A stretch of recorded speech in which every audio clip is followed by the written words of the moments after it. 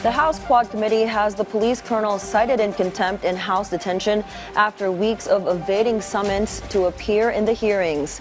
Meanwhile, House Speaker Martin Romualdez and a number of Solons have priced gougers and unscrupulous merchants running the rice cartels in their crosshairs.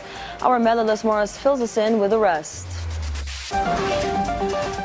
To further lower the price of rice in the market, House Speaker Martin Romualdez has urged the government to form a mega task force to run after rice price manipulators and greedy traders. He made the proposal after the House Quinta Committee uncovered alarming evidence of collusion and price manipulation in the rice industry despite reports of oversupply and reduced import tariffs. Speaker Romualdez said his proposed task force may be composed of the Department of Agriculture, Department of Justice, National Bureau of Investigation, Bureau of Customs, Bureau of Internal Revenue, and the Department of Trade and Industry. Ibaba natin ang presyo ng bigas at basic food commodities. Yun po talaga ang hangarin ng ating Quintacom, no?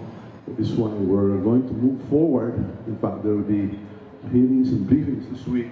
Other lawmakers expressed support for this proposal, with one even suggesting kailangan nga i-consider na yung price manipulation is maging heinous crime, dahil talagang maraming tayong mga kababayan, lalong-lalo na yung mga mahihirap, na naapektuhan dahil sa pagsasamantala ng mga ilang mga negosyante. The hearing of the Quintacom will continue this week.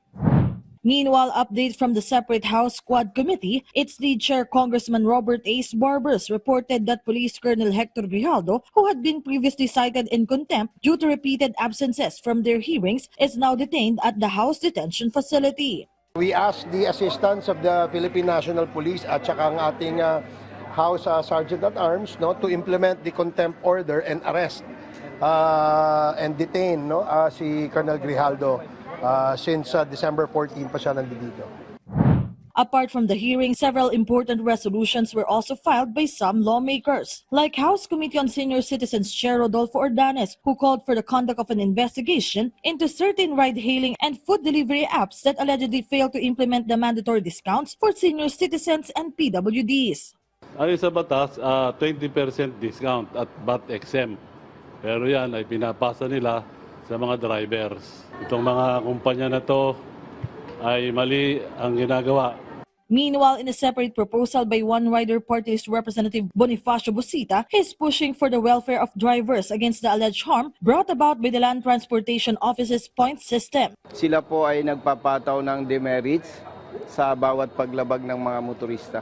Naalarma po tayo dahil may mga lumapit na sa ating mga truck drivers at mga bus drivers na nawala na ng trabaho dahil nirevoke ng LTO yung kanilang lisensya.